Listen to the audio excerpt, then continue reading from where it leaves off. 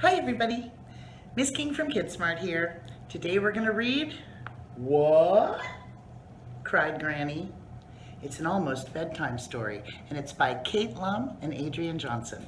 I'll see you on the other side. What? Cried Granny. An almost bedtime story by Kate Lum. Pictures by Adrian Johnson.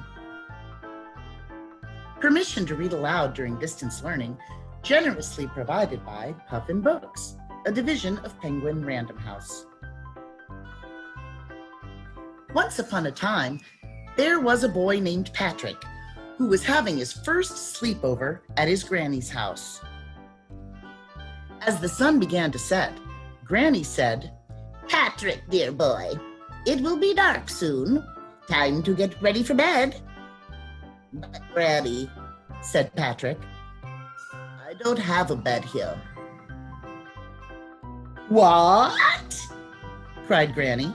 She ran out to her yard where some tall trees were growing and chopped one down. She carried it to her workroom, opened her toolbox, and made Patrick a fine bed. Then she painted it a restful shade of blue, put a comfy red mattress on it, and took it to the bedroom. "There you are, dear boy," said Granny. "Now climb into bed, lay your head on the pillow, and sail off to dreamland." "But Granny," said Patrick, "I don't have a pillow here."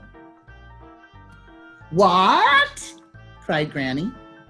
She ran out to her henhouse, woke up the chickens, and collected a big batch of feathers. She took them to her sewing room where she made a bag out of cloth. Then she stuffed it with the feathers, sewed it up neatly, and gave it to Patrick. "There you are, dear boy," said Granny.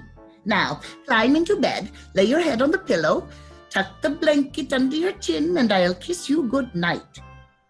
"But Granny," said Patrick, "I don't have a blanket here." "What?" cried Granny. She ran outside and headed for the hills, where a flock of fat sheep were snoozing.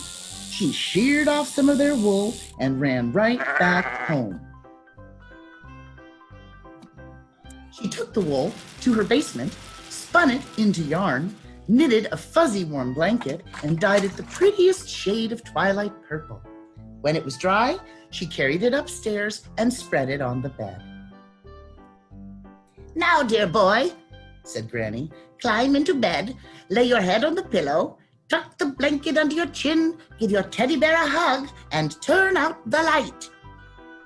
"But Granny," said Patrick, "I don't have a teddy bear here." "What?" cried Granny.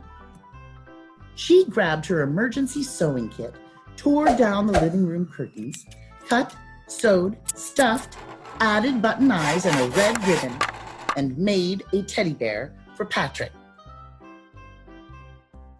"Now, Patrick," cried Granny, "climb into bed. Lay your head on the pillow. Tuck the blanket under your chin. Give your teddy bear a hug and go to sleep." "But Granny," said Patrick, "it's morning." "What?" cried Granny.